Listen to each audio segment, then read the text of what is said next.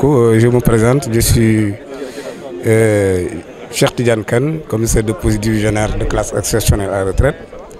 Voilà, tey jii yéen a ngi fii si Thiès muy seen ñaareelu assemblée générale ordinaire ginnaaw bu 2015 bi ban gëdd ngeen jox ndaje Thiès bi.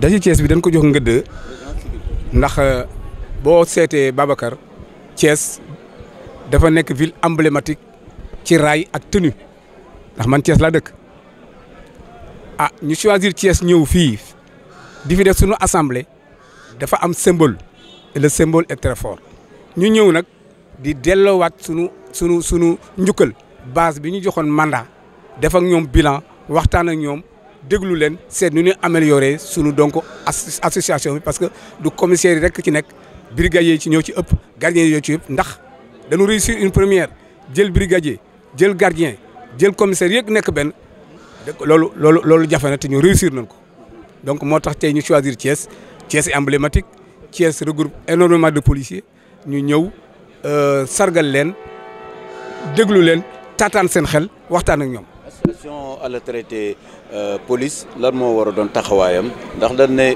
tenue yi da ngeen ko wékk rek léegi wala da ngeen nekk disons des fonctionnaires de retraite pour ne pas dire en retrait.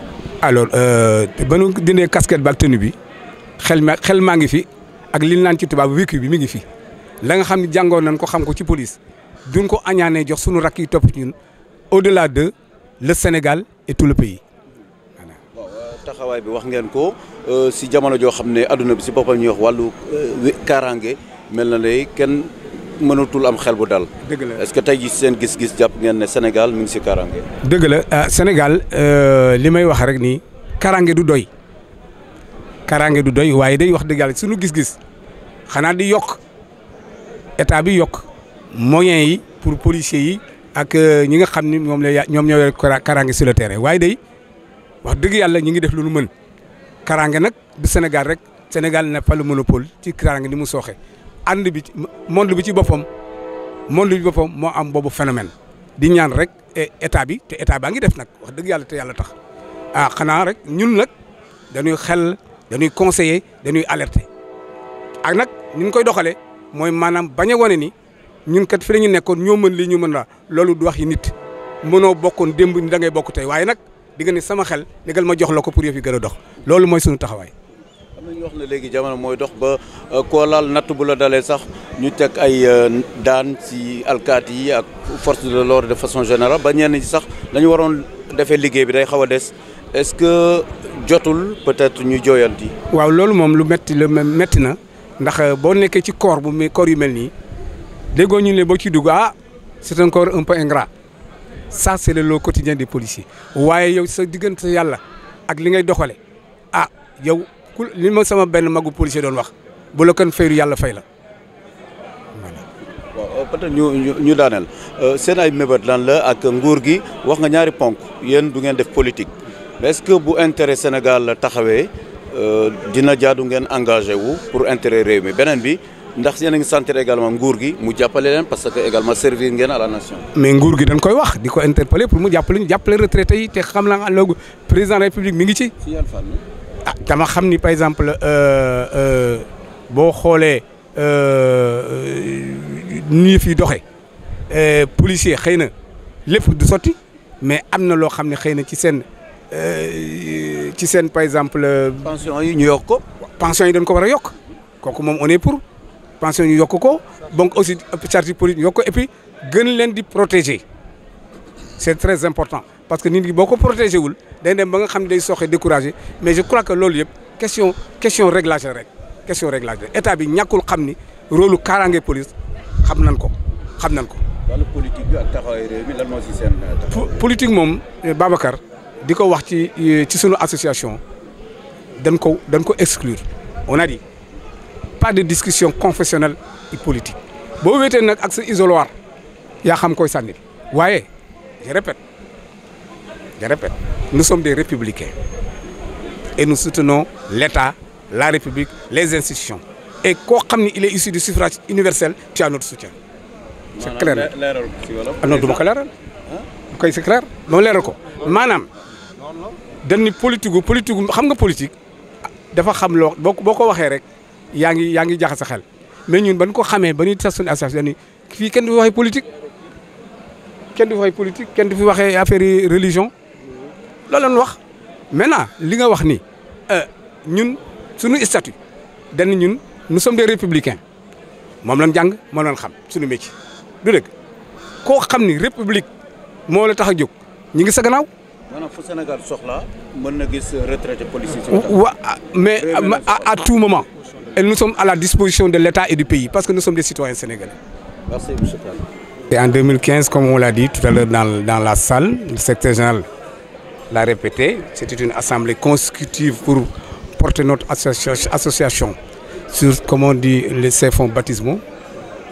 Donc de 2015 à nos jours, ça fait bientôt 1 ou 2 ans, ou même plus, 2 ans à peu près. Nous avons choisi Thiès donc, pour abriter nos travaux dans donc, la forme d'une assemblée ordinaire. Voilà. Donc il y aura peut-être le bureau sera réaménagé parce qu'on a enregistré un décès, en l'occurrence le trésorier général, et donc quelques réglages à faire dans les commissions, et ensuite prendre encore une autre feuille de route, parce que nous travaillons de manière rationnelle, une feuille de route, on suit ça, on la suit, et on y intègre tout ce qu'il y a comme fonctionnement, activité et fonctionnement de l'association. Le rôle et la place du policier retraité ou bien du retraité de la police, c'est selon. Dans un pays comme le Sénégal, c'est quoi? Surtout le contexte quand même de menaces sur la sécurité. Mais c'est ce que nous avons donc compris dès le départ, que donc, nous sommes partis à la retraite, mais avant tout nous sommes des citoyens et cette République nous la partageons avec tout le monde, et que croiser les bras même à la retraite avec le vécu que nous avons dans notre parcours, donc dans notre carrière, donc le vécu peut servir donc à la nation, au Sénégal, dans la recherche de la paix et la tranquillité publique. Donc c'est fort de ça que notre association intègre donc dans ces axes, donc ça c'est une espèce d'alerte et de conseil et de participation donc aux enjeux sécuritaires. Voilà. Quelle est un peu la situation du retraité de la police? Vous savez, à chaque fois que je pose la question qui me pose, la réponse est la même. Et tous les retraités ne sont pas logés, comme vous dites, à la même enseigne.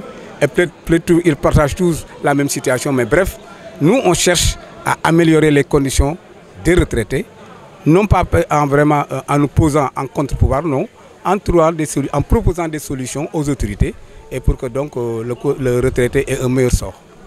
Voilà. Et justement, ça, vous comptez le faire, mais au nom également de la République, parce que vous avez insisté sur la République. Notion de la République. Oui, oui. Et c'est-à-dire que dans vos rangs, il y a certains peut-être qui font le contraire. Vous savez, nous en tout cas, dans nos statuts, dès qu'on a constitué cette association, on a dit, nous avons été des serviteurs de l'État. On a servi les institutions. Donc on continue à servir l'État, la République avec loyauté. Voilà donc la philosophie de notre association.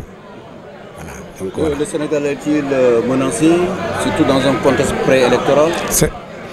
Voilà, là si donc nous sommes en face d'une situation où notre avis et conseils peuvent être utiles, nous ne ménagerons rien pour que le Sénégal, auquel appartient le traité, puisse connaître la paix et la tranquillité publique. De plus en plus, un peu l'image de la police est un peu écornée. Qu'est-ce que cela vous fait? Vous savez, le corps de la police est un corps extrêmement sensible. Le policier est au quotidien en contact avec la population. Très vite, donc, il est indexé, mais bref. Ça, il faut faire avec. Il ne faut pas stigmatiser, mais dire comme c'est un pays où la police fait ce qu'elle peut, mais dans une société qui lui demande trop. Ils ont à la tête quelqu'un de compétent, le directeur général Omar Mal et son équipe, ils font beaucoup de bonnes choses, mais on ne peut pas mettre derrière chaque citoyen un policier. Et là, c'est comme ça. Mais tout ça, ça participe d'une vision un peu déformée de la police. Il faut qu'on arrive à corriger, que les citoyens savent qu'est-ce qu'ils attendent des policiers. Voilà ce que nous faisons. Je vais vous faire une anecdote. Est-ce que la population mesure le stress d'une patrouille de nuit qui doit intervenir dans un quartier et qui peut, pour dissiper, pour amener la paix, et hésite à tirer, ne pas tirer? Est-ce que c'est argent le faux? Et pourtant, il passe sous silence, ou bien il pardonne tout ce que donc un malade, excusez-moi, comment le dire, un malade qu'on transporte dans un hôpital, il meurt d'overdose, il n'y a pas de bruit. Mais si ce malade a décédé dans un commissariat, c'est le tollé. C'est donc, il faut que de plus en plus, les populations et la police aient des contacts par des relais, par des canaux, pour qu'on puisse mieux connaître ce qu'est la police, son rôle, ses missions. Croyez-moi, c'est une mission extrêmement noble. À la diablesse d'ici, Dabakh Malik disait, s'il avait sa jeunesse, il serait ou médecin ou policier. L'UNRP est apolitique.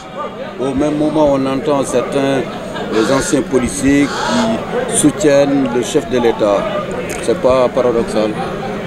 Nous, en tout cas, et je le répète, c'est devenu chez moi, donc, comment dire, une habitude de dire la position de l'Union nationale de la police. Sa vocation, c'est donc de servir l'État, la République et les institutions. A fortiori, celui qui incarne au plus haut niveau le suffrage universel, entendons-nous bien. La République, c'est un tout. Donc, tout ce que le peuple a confié à ceux à qui il confie, l'Union nationale de la police est obligée de soutenir. Pas obligée, mais c'est ça sa vocation, c'est ça un des axes de son statut. C'est clair. Les associations de solidarité, le social quand même vous préoccupe. Est-ce qu'aujourd'hui, vous sentez un peu l'apport de l'État par rapport peut-être à des actions sociales? Oui, mais c'est ça justement notre objectif. Il faut arriver à sensibiliser l'État sur donc le sort des retraités. Mais on y va de manière pédagogique, avec beaucoup de sagesse et d'expérience. Vous savez, il ne faut rien forcer. Il faut savoir comment agir, comment faire pour arriver au résultat. Croyez-moi, notre souci quotidien, c'est que la retraite soit améliorée pour les policiers et pour tous les Sénégalais. Merci.